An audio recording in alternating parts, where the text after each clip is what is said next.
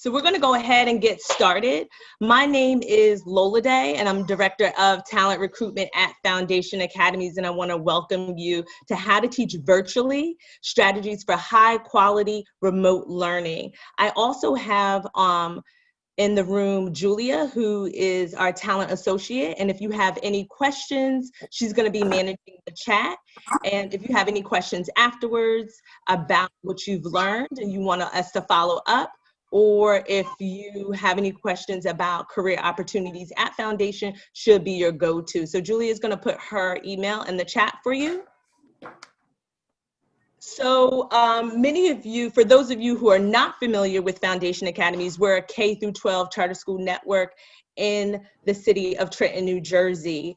One of the things and why we decided that we wanted to share our tricks and tips with you is because when COVID happened, there was no break or gap in education for our scholars. Our teachers, to our administrators, to everyone on board, had a reach, and there was clear communication in what was going on at Foundation Academies, and scholars were able to have a high quality education. So pairs were virtually teaching, to our nurses checking in on families, to our paraprofessionals and our social workers and our teachers. It was all hands on deck. And so today, our presenters are going to share with you the strategies that they use that have been successful. And so our presenters for this evening is Anaya Turner, who is our 4th grade math teacher, and Venetia Birchmore, who is our 3rd through 5th grade principal at Foundation Academies. And so, you know, we consider ourselves to be a family at Foundation Academy. So when you come into the building, if you have an opportunity or see us virtually, you'll know that there's lots of love that's going on that we sprinkle not only to our scholars, but among our staff as well. And you see that from the top down.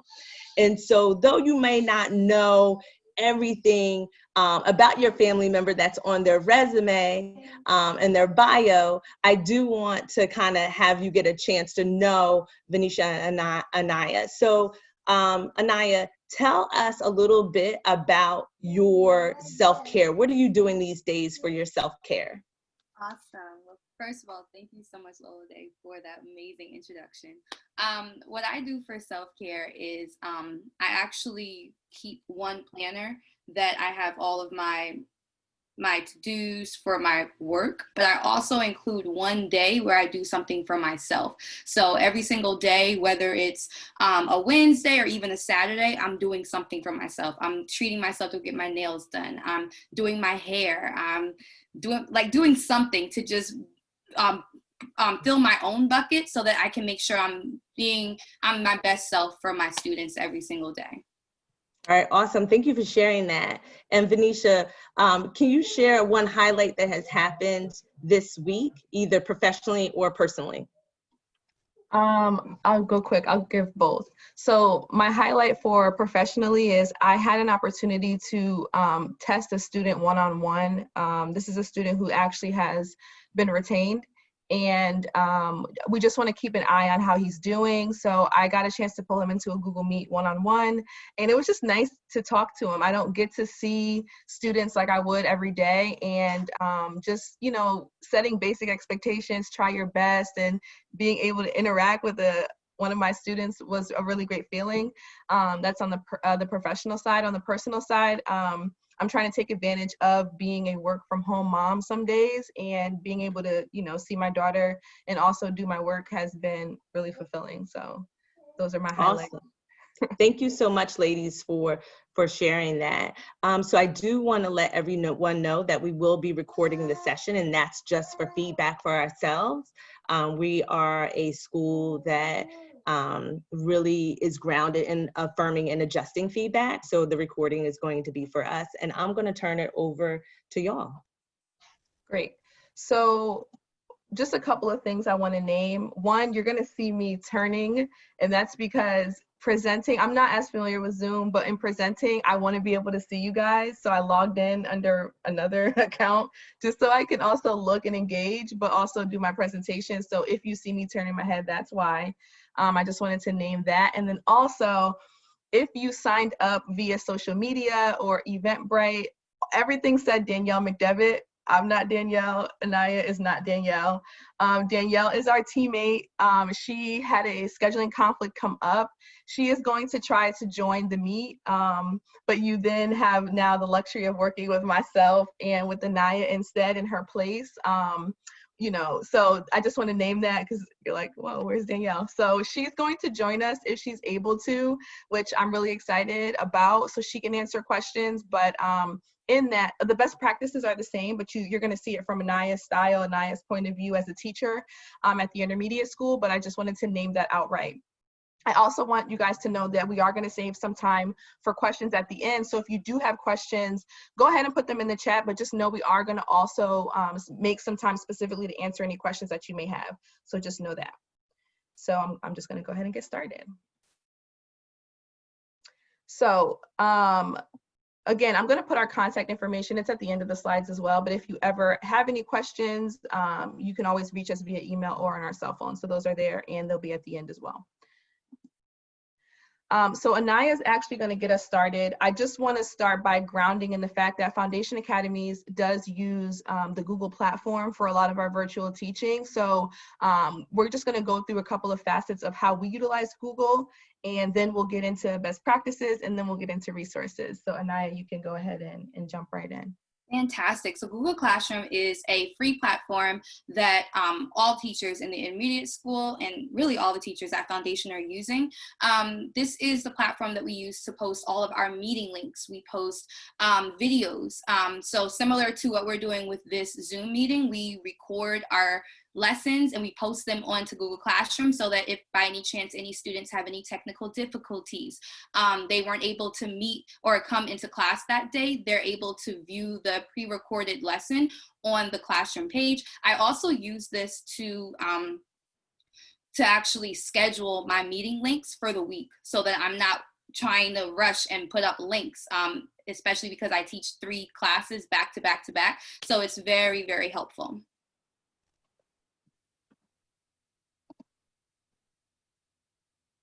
And another resource that we use is Google Meet. So for Google Meet, again, that's the links that we use in order to have our classes. A few extensions that are really important and really helpful are the grid view, attendance, Bitmoji, reactions, and polls. So for grid view, it's super, super helpful because it's a Google Chrome extension where you can actually see all of your students right on your screen. So it's really important as you're looking, you're able to scan and see those students and check in with those students one-on-one to make sure they're right there with you. Attendance is another extension that I use a lot. It's so super helpful, especially while we're remote. You can actually download this extension and see when students log in and log out of your classroom. And it just makes inputting attendance super easy. Bitmoji, you're actually able to put your own Bitmoji that you create into your Google Meets. Reactions, you can give thumbs up, you can raise your hand. And then lastly, polls, where students can actually interact right through Google Meet. These are some awesome resources to use when you are teaching.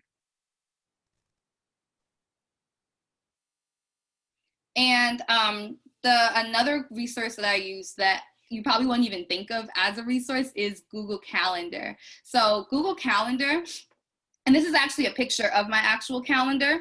As you can see, I have all of my classes already in my calendar, and I have my links already in there. And on the left-hand side, if you look at the bottom left-hand corner, you can see all of the classrooms on Google Classroom. So even though I only teach 4th grade math, you can see that there's 4th grade H&G, there's 4th grade PE, all of the 4th grade classes are there so that I can see when teachers are posting assignments and they go right to my calendar. That lets me know maybe I shouldn't give a test that day because I already know that they have a test in H&G on that same day. So it's really, really helpful. So really quick, by a show of hands, how many, I was gonna say friends, how many people use any of these resources that I've named so far? So either Google Calendar, Google Meet, or Google Classroom.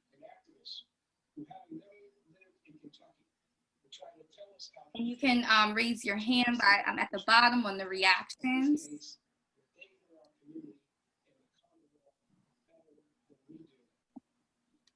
First, I'm not able to see any of the.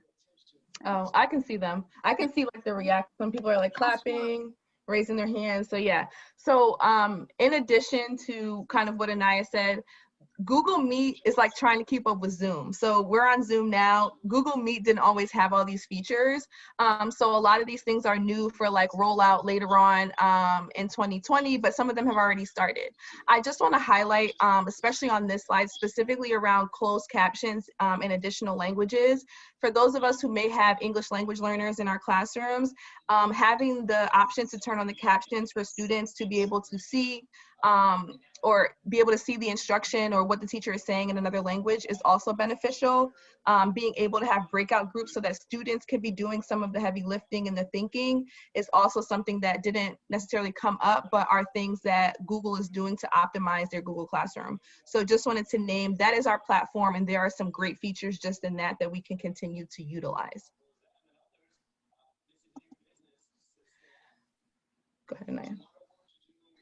Awesome. So the question is, how do you learn best, right? So I want to focus on us for a second, right? Because we need to make sure we're focusing on us before we can focus on our learners, right? So how do you learn best?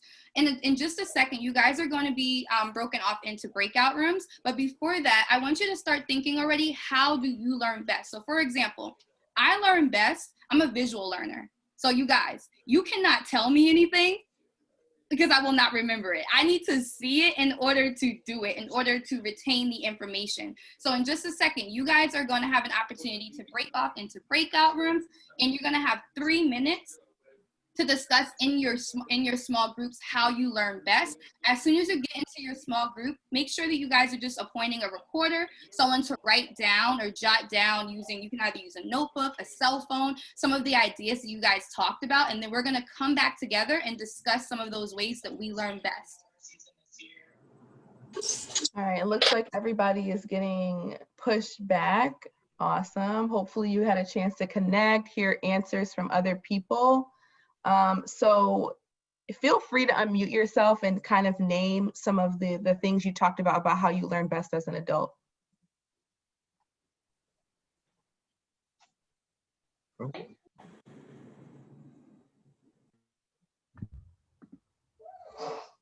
be shy. Hi. For, Oh, go ahead. No, go ahead. oh, okay. Well, Paul and I were in the same group anyway. So we were talking about how in our group that we had some visual learners and linguistic based. So like we had to read it and write it and like hear the lecture. So we had to do something else in addition, or sometimes like use like manipulatives or like some kind of like kinesthetic learning. So like a different mixture. It was like kind of each of us had more than one way. We had to do a combination. Mm-hmm. Okay. Multi-sensory. Okay. Anyone else? And you can put it in the chat if you don't feel comfortable unmuting yourself. What else did we discuss about how do you best learn?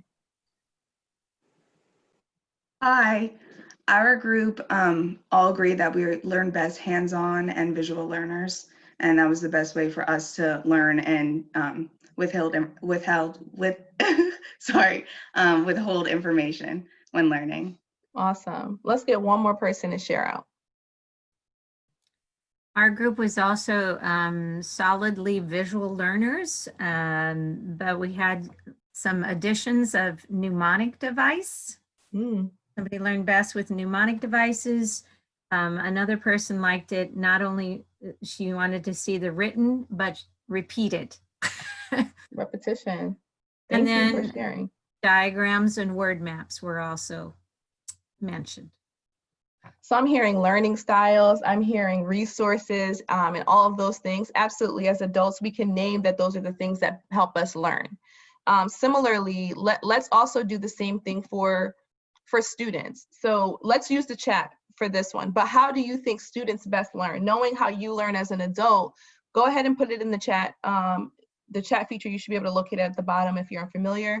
Go ahead and type in how you think students learn. And I'm just going to call out what I'm hearing or seeing you all say. I'm seeing see it, do it, right? See it first and then do. Learn by example, okay? Visuals, group work, hands-on learning, modeling and repetition, I do, we do, you do. Some more visual learners, absolutely. Activating that background knowledge, that schema, absolutely. Getting their attention, learning through visuals, modeling, and related routines. Those are all great things to call out. One thing I just want to name really quickly is that we're all naming strategies around teaching from the educator perspective, even as adult learners. And one thing I want to point out too is that students need to be acknowledged, to know that they are loved and valued in the classroom as well. And I just want to name that as like a best learn is when we're in class, we can pat a student on the shoulder. Even when we get back to school, we probably won't even be able to do that, right? But those are the types of things that we also do to connect with our students to make them feel valued and heard. So yes, these things, and we're gonna talk about and name these things as well. But yes, peer-to-peer, working together. Not all these things translate to virtual learning, right? So, and some of them you have to be a little more creative, and that's what we're gonna talk about and try to see. Not try to see, we will see in Ms. Turner's videos. Anaya, I don't know if you wanted to add anything to that, kind of what we saw in the chat. Absolutely. So I did see one thing that that was not mentioned. Anne said watching videos. So I think that that's super, super important because every child learns differently, right? But we know that all children, they love something that engages them. So you're going to see, as Ms. Birchmore said, you're going to see a video of me teaching, and hopefully we'll have time for you guys for a special surprise at the end. Okay. So again, like I said, we're gonna watch some clips, some portions of one of Anaya's lessons. I want you to be thinking about these two questions. One, what did you notice? And then as we talked about some of these best practices for students, what did you see? So you can put it in the chat if you'd like, or you can write it down to share out. But I really wanna be making sure, like, where are we seeing best practices show up in her video? So I'm going to start it now. I'm gonna be pausing and kind of jumping around, just so you know. So here we go.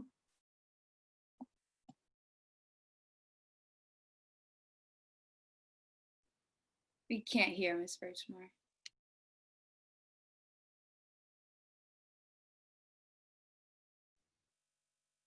Ms. Birchmore? Yes. We can't hear. Oh, okay. No problem. Okay, I got it. I got it. Let's try that again.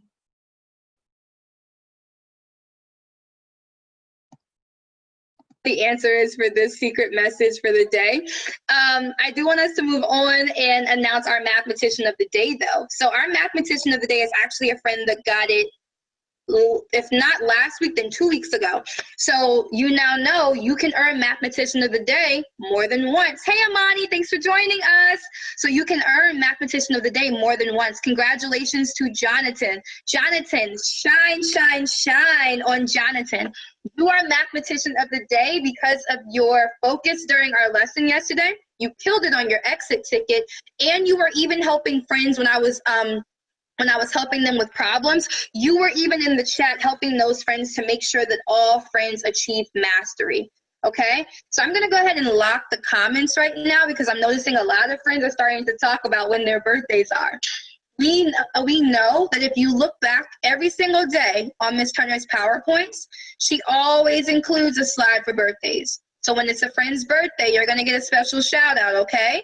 But right now, we should be focused, okay? So really quickly, I want us to complete this stop and jot. Ms. Turner, why does our stop and jot look like this? Usually our stop and jots require us to find the student's error. However, Ms. Turner, why do you have us looking at something that's so different today? You guys ask the best questions. You guys, our stop and jot today is spotting the difference between these two pictures right here. So even though these two pictures look the same, they're not the same. I want you to circle the differences in the second picture. You're going to circle the differences in the second picture. Who can come off mute and tell us what we were about to do? Jennifer, I saw your hand go straight. All right, let's pause for a second. In the chat, what best practices of the things that we named before did you see specifically in this clip? You can go ahead and type it right into the chat. Yes, so we saw explicit directions, visuals, repetition. What else?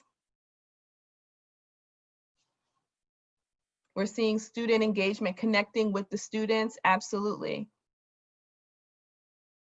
She is narrating positively, yes, absolutely. Positively reinforcing, yes, she's showing enthusiasm for the lesson, absolutely. Calling students by name, yes, that recognition, that connection, absolutely.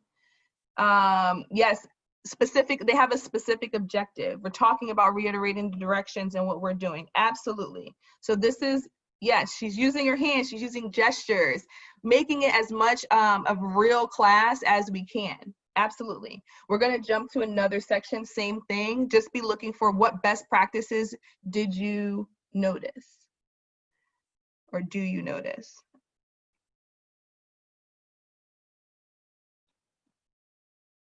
And notice that the first time around, even the little knobs on the cabinet, the knobs are heart-shaped in the second picture, but they're circular in the first picture. You guys, this has nothing to do with math. Why do you think Miss Turner had you guys do this? Why did Miss Turner have you do this? Looking at two pictures, comparing two pictures. Why do you think she had us do this? Ariana, for fun? Not quite. I don't know. For fun? Not for fun. There's always a reason behind it. Why do you think? Delani, off mute, please. Because it's to learn how to compare. So you're absolutely correct. We're comparing, but in math, would we be comparing two pictures? What would we be comparing? Who can add on? Who can add on? What would we be comparing in math? Apple said it's just something to do before class. It is a warm-up, but there's a reason behind everything. Miss Turner does not give busy work. Every single thing we do has a purpose. So what will we be comparing in math? Not equations, not yet, Cameron. Something a little bit easier. Starts with the letter N. Starts with the letter N. What are we comparing? Xavier, back to your camera, please. Mallory, Gabrielle, face in front of your cameras, please. That's right. Thank you, Apples. Thank you, Gabrielle. Numbers. We're going to continue. We're going to watch Module 1, Lesson 5 video today. As we are watching, you already know that Miss Turner is going to ask you guys questions. When I ask you questions, it's very important that you answer in the chat. Hi, Jeremiah. We missed you. We thought you weren't going to join us today. How are you, buddy? Jeremiah, right now, all of our friends are on Pear Deck. Can you get logged on to Pear Deck for me, please? Thank you. Thank you, Ariana. I see you reposted the link in the chat to help a friend. That definitely shows leadership, and that's what I'm looking for when I'm looking for mathematicians of the day. All right, you guys. As always, I cannot wait to see all my friends participating. 4C, don't let me down. All right, again, let's have someone come off mute. We saw a lot of different techniques that Ms. Turner was utilizing in the video. What is one that stood out to you as a best practice for how students learn?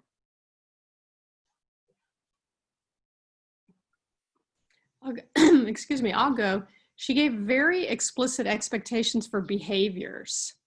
You know, the way that she wanted them to behave on camera, or I can't remember exactly what she said, but students knew what to expect from her.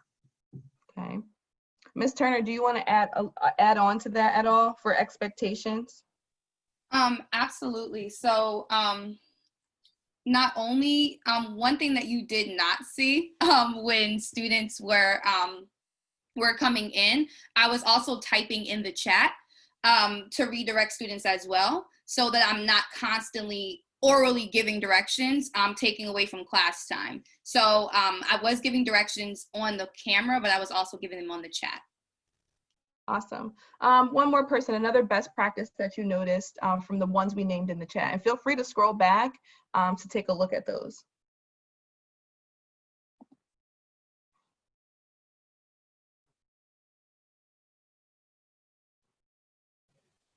think somebody said making connections and hands-on learning. And I think what she did with the Do Now in the beginning, comparing two pictures, was something that could help engage the students because, you know, some of the students just thought they were doing it for fun. So that's good if they think it's fun.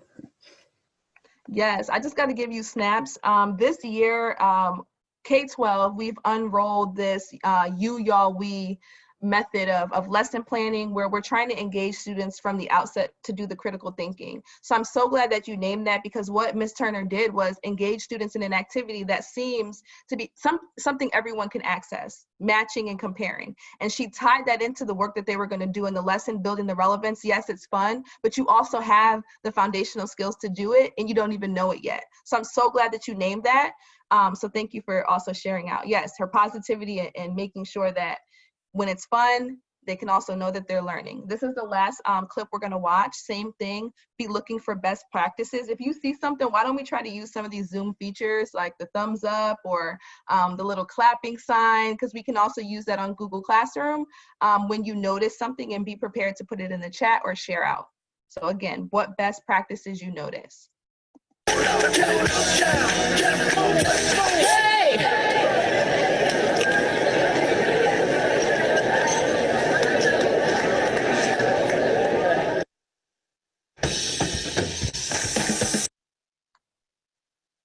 Whew, I'm out of breath, y'all. Take a seat, take a seat, take a load off of your feet. Take a seat, take a seat, take a load off of your feet. I said, sit on down, sit on down. Sit on down, sit on down. Oh, y'all didn't come off mute and say what? That's okay, we could try again tomorrow during class when we do that chant again. All right, you guys, so remember, when you hear that chant, that means thank you, Ariana. So when you hear that chant, that means make sure you're back in front of the camera with your camera on. So I see all of us are back in front of the camera and our cameras are on. Make sure your face is also in front of the camera. Thank you, Ishelle. Thank you, David. Thank you, Ariana. Thank you, Mallory. Nevaeh, make sure your face is all the way in front of the camera. Thank you, Xavier. Xavier, our break is over, so let's go ahead and put that away, okay? So we're all the way focused. All right, away from your camera, away from your computer, so that I can see that you're working on your computer, okay, dear? Sean, I'm waiting on you to get back in front of your camera, dear. There you are. Hi, Sean. All right, my loves. So we needed that break. We definitely needed that break so that we're energized and ready for this next problem.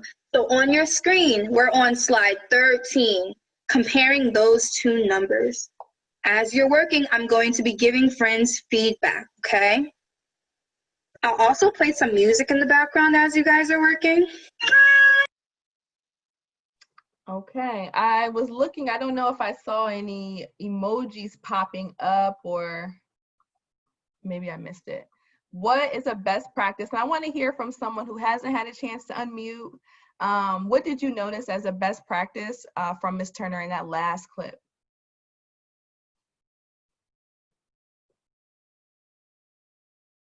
I think recognizing that kids need to get up and move with all of the screen time that this involves. So she met that need as well for the students. Ms. Turner, and thank you for acknowledging that. Ms. Turner, how did you know that your students needed a break? How did you know what kind of break to give them? What was the thinking around that?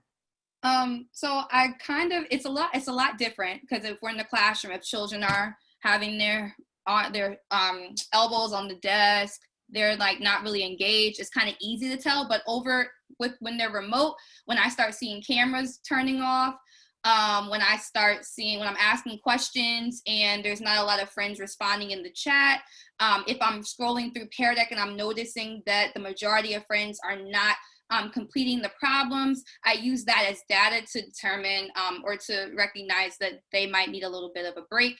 And in this case, they were my last class of the day.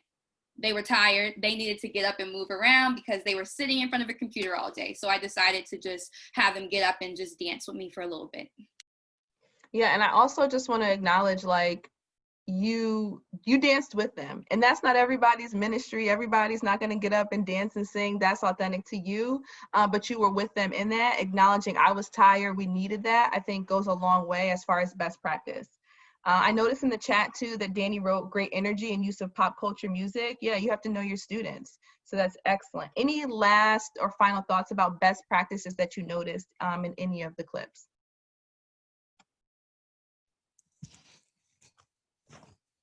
Yeah, her using a chair to bring the students back to learning. We're eventually going to go back to school. Ms. Turner now is introducing students to the same chairs that she may use in class. Absolutely right. Waiting for compliance. Vicki, can you type more or say more about waiting for compliance? She's asking her students to behave appropriately in front of the cameras, and she had that little bit of wait time where she just stopped and waited for them to comply to what she was asking them to do.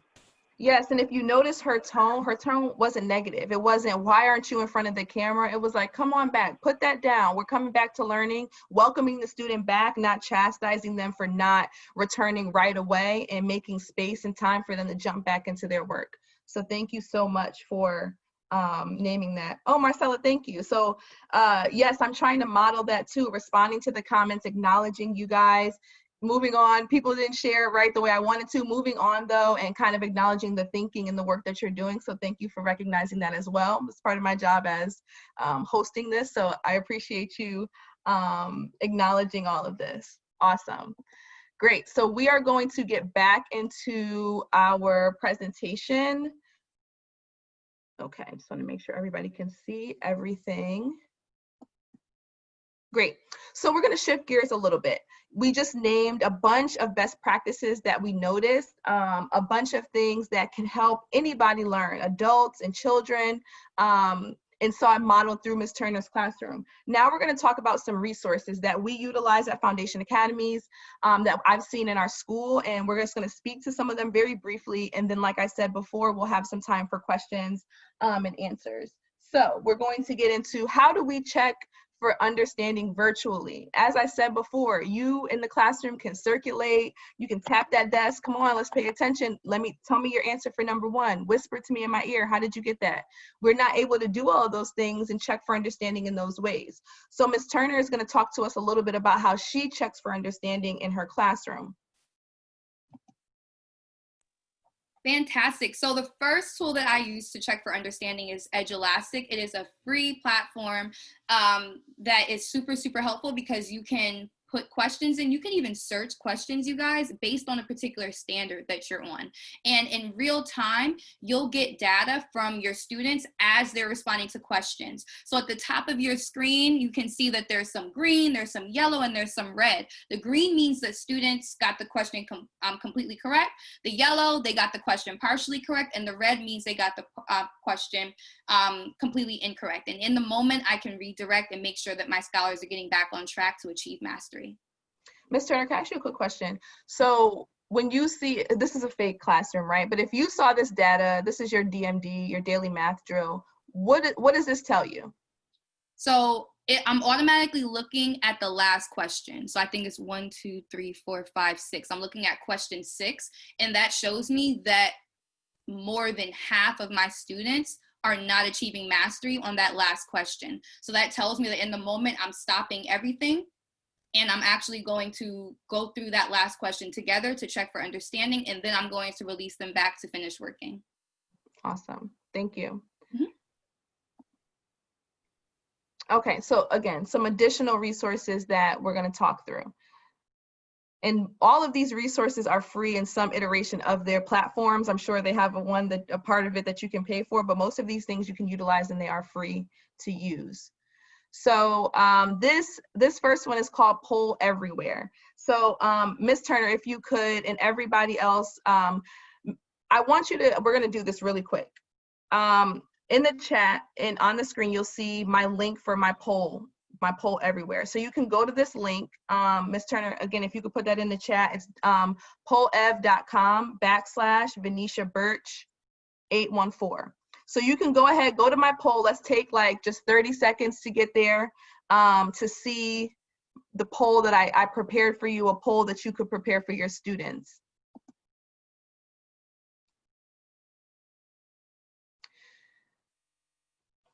I'm gonna give some space for you to just access that. You probably have to put in your name, but after that, you should be able to answer. So I can already see, if you look at the screen, it's changing, right? You can see the responses pouring in. I can see, just based on a poll, my question was, which image best depicts the kind of day you've had? There's a screaming face, like, is it just a lot, right? Are you sleepy? Who was super productive? And then like, who just is feeling great? I'm looking at my answers and I'm like, all right, my class is pretty close with feeling super productive and falling asleep. This might be indication I need to do a brain break. But this is one example of something you can use to engage your students. I chose to put in GIFs as images for students to select, the multiple choice, students being you, the multiple choice questions. You could put in a short response. You could include a map. And this is also very free. You could access this via phone. So I just wanted you to see how to utilize this platform. It's very quick and easy to use. Your kids can use it very quickly, and it's super engaging. So thank you for doing that and jumping into my little poll, but that is poll everywhere. You can use technology, as I said, it's immediate. You see your data right in the moment, it's engaging, and it also can be a Chrome extension right to the Google platform. So that is one piece of a resource that you can use. Second one, Ms. Turner, tell us a little bit about Pear Deck. Awesome. So you guys actually saw Pear Deck in the video at the very beginning when scholars were circling the differences on the second picture. I love Pear Deck, you guys, because I can see in the moment, similar to Edulastic, what students are writing on their screen. I'm able to give feedback. I can give gold stars on it so it can be incentivized. And I can even provide feedback. There's a little comment box at the bottom where you can provide feedback, and you guys can link it to your Bitmoji Classroom. So how cool is that? They can access the Pear Deck and Bitmoji Classroom all through one application. Beautiful. Here's another resource. This is Epic, or Get Epic. So Epic is access to books for students on reading levels K to 6. They are also read aloud, so students can listen to audio books. There's tons, over 40,000 books on there, and also videos. This is something that a lot of my teachers, literacy teachers, utilize, but also in homeroom. We do have virtual homeroom at the intermediate school where students can come in, get their day started, have their breakfast, connect with their teachers, maybe do some just independent, interest reading. And this is also something that is free. You can utilize to have students engaged from a literacy perspective. This next one is Jamboard. Classroom teachers utilize this morning. I was doing an observation in homeroom. Homeroom teachers were utilizing Jamboard. It is a digital whiteboard that is collaborative, so students can work together on this. You can use it on any sort of device, tablet, laptop, phone, and students can interact with each other, or they can work independently. So on this, you can see sticky notes. We utilize a curriculum with our literacy teachers that has students do a lot of gallery walks. And this is one way where you could do a virtual gallery walk that's more than just doing Google Slides. You could utilize Jamboard and put it up, have students react and connect with one another. They could also draw, paint, things like that. So Jamboard for a digital whiteboard and a collaborative digital whiteboard is something you could also utilize. And next, Ms. Turner is going to talk a little bit about Edpuzzle. Awesome. So I use Edpuzzle a lot because as we're remote, for obvious reasons, YouTube is blocked for our scholars on their school computers. So instead, because I do create YouTube videos, I'll use Edpuzzle to upload my YouTube video onto Edpuzzle, and then they can watch it without having to worry about it being blocked. And the cool thing is, if you guys can see on the screen, there's a little green cursor at the bottom. You guys can actually go watch the video, pause the video where you want to ask a question, and the video will pause for your scholars, and they'll actually be able to answer a question. So that's another way to check for understanding even before your lesson begins. Awesome. Thank you, Ms. Turner. So, and I know we went really fast through some of the resources, but I do want to leave time for questions, which is why we kind of just went through quickly. Hopefully you were able to grab the names of those things. I do want us to just kind of go through again these 3 key points. Ms. Turner, can you just talk us through these? Yes. So remember, 1, research and preparation is key. So I like to think about remote learning as I need to work twice as hard as I would work in the classroom, because you never know what's going to happen.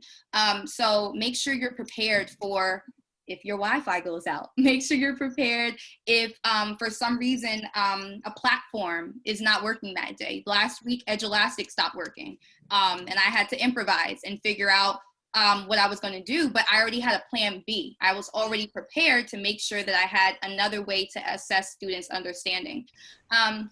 Make sure you're researching. Research what works best for you. So at the very beginning, we talked about how do you learn best. Make sure you're working and looking at those resources and those platforms that work best for you and your own teaching style, which goes into number 2. Make it your own. It's your classroom. Even though we're remote, you can still make that classroom your own. Bring your personality to the table, and your children will appreciate it. They definitely will. And make sure you're being your authentic self, because children know when you're not being your authentic self. And lastly, give yourself grace, y'all. It's okay. We're remote. Things happen. Sometimes, just like in the regular classroom, the traditional classroom in person, sometimes our lessons flop and we have to redo them.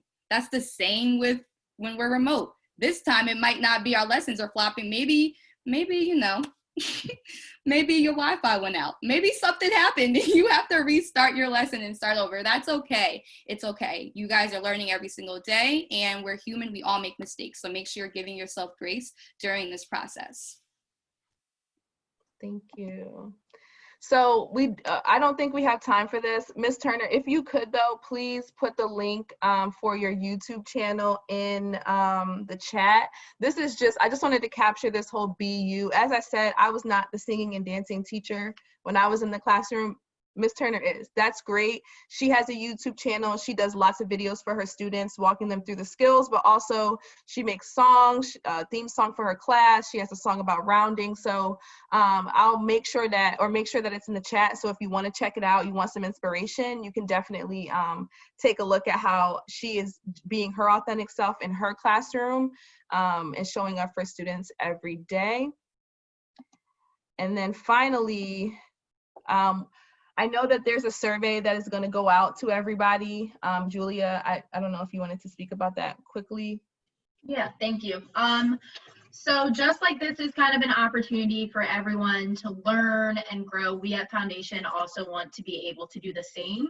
So I just put a survey in the chat. If everyone could just take a quick moment, I promise it's not long, just to give us your feedback, because we sincerely value that for us to get better in our practices, and also in the future when doing more PDs, we want to make sure that we're helping it be as, you know, helpful to everyone else as possible. So if you could just take a few moments to complete that, we would greatly appreciate it, and then we'll move into the question and answer portion. Cool. It's in the chat, right? The survey. Yeah. Yep. Okay. So what I'll do is I'll play a little bit, like a 1 minute of Anaya's song, and then after that we'll do questions while you guys are finishing the survey.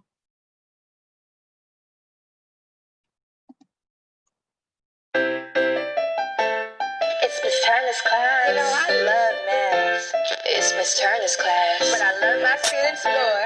It's Miss Turner's class. So this is for you. Please come and step inside my virtual classroom. You're gonna learn the things you'll need so you can pass school. You'll have no worries or misconceptions, I got you. Just click subscribe so I can help you and your parents too. I'm teaching math at school and online, yeah, I do it all. With my help, you know my students and parents never fall. So just sit back and just relax and even grab a snack. Hakuna Matata, Miss Turner's got your back. It's Miss Turner's class. You need help with homework? It's Miss Turner's class. I got you. It's Miss Turner's class. What about if you didn't understand something in class? It's Miss Turner's class. I got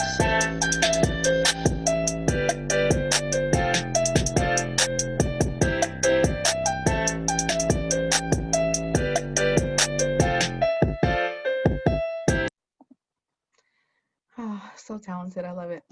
All right, so if you didn't finish up your survey, please do that so that we can have feedback. It's we thrive off of it. And then if you don't have any questions, you're welcome to, excuse me, head out. Ms. Turner and I are going to stay on to answer any questions that you may have. Feel free to put them in the chat or to just unmute yourself, and we will do our best to answer them. Thank you so much. This was a privilege for myself and for Ms. Turner. So thank you, for taking an hour out of your time to be with us. Yes, thank you guys. Ms. Birchmore, do you mind putting up the slide with our contact information just in case? Yeah, it's on. It should be on here. On the survey. Oh, Yeah, I didn't see it at the bottom. Okay, yep. No worries. I got you. And I am also going to be putting in the chat our newly live registration link for our next PD, which will be hosted by Venetia again, for strategies on time management and how to really make sure you're utilizing your time the best that you possibly can. So I will be putting that in the chat right now as well, as there will be a cap on it. So the spaces aren't unlimited. So we highly encourage you, if you're interested, to go ahead and look at the registration. I feel special. It's exclusive. Sign up. Tell your friends.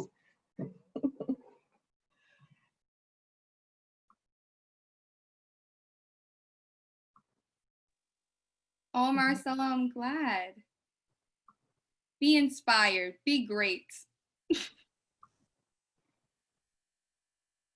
Thank you, guys.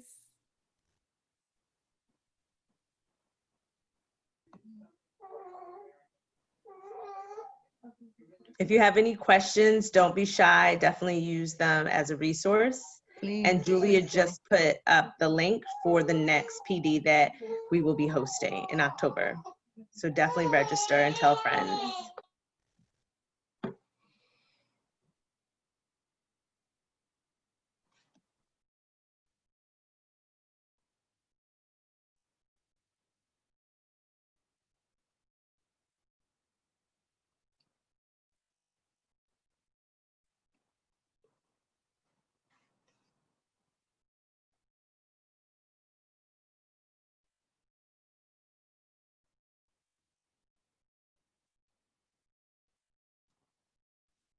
I just had a quick question about one of the resources you all showed.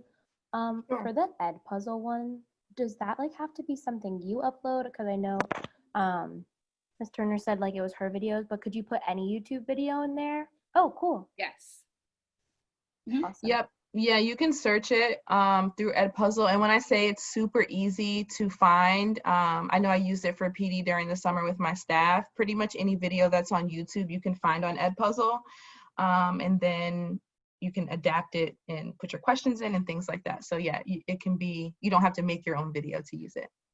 And then once you download the extension or create an account through Edpuzzle, when you're on YouTube, it automatically pops up on the side when you're watching any video, the Edpuzzle button. So you just click that and it takes you right to create the assignment. Okay, thanks so much. You're welcome. And we also got a question, do you provide restrictions on the students' use of chatting to each other while class is in session? I can answer that. It truly depends because we're remote. They're not able to really interact with each other. I truly don't mind if friends are chatting with each other. However, I make sure I put in chat time because when we're learning, we're learning. We should not be talking about anything that does not have to do with the standard that we're focusing on, which is why chat times are important throughout your lesson. And the cool thing about Google Meet is you can actually mute the chat as well. So if you're noticing that friends are getting off task, just like you saw in the video, I had to mute the chat because they started talking about their birthdays. And then you can unmute when you're asking questions.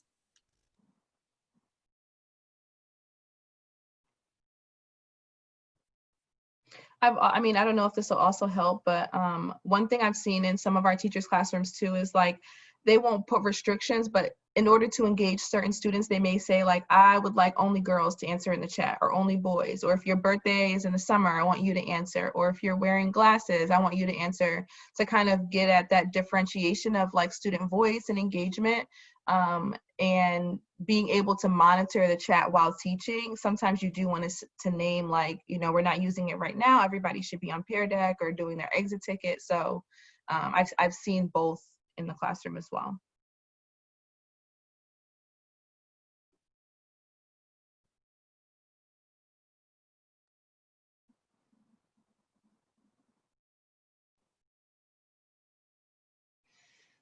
Any other questions?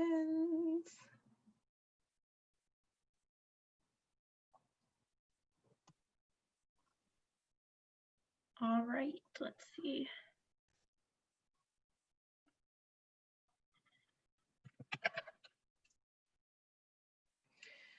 Anaya, do you see the question in the chat? The chat is good for an aide who is watching. Oh, yeah. Okay, I didn't know if that was a question, but yeah, because I was gonna say like, you don't have an aide, but you do have other people in the classroom who do help with monitoring the chat as well, sometimes. Yes. Yes. However, sending private messages, Google Meet does not have that feature just yet, like how Zoom has that feature. So there's not an opportunity right now through the platform of Google Meet to send private messages. However, there's other ways that we do try to make sure that we're individually reaching out to those students, which is why we all have cell phones. We will usually just reach out to them via cell phone if we need to reach a scholar. I hope that was helpful. All right, well, if there are no other questions, I am going to put my email in the chat one more time. I know it was at the very top, just so that it's at the bottom if anyone else, you know, needs to utilize that. We do have opportunities at Foundation, so if you're looking or interested in finding out more, feel free to reach out to myself via that email, or go ahead and look at our website, foundationacademy.org, to see what opportunities we do have now. And yeah, we look forward to seeing all of you hopefully at our next PD on October 14th. And we thank you all so much for attending. Thank you. Thank you. Bye. Thank you. Take care, everyone. Have a good night. Be safe. Be well. Thank you. Thank you.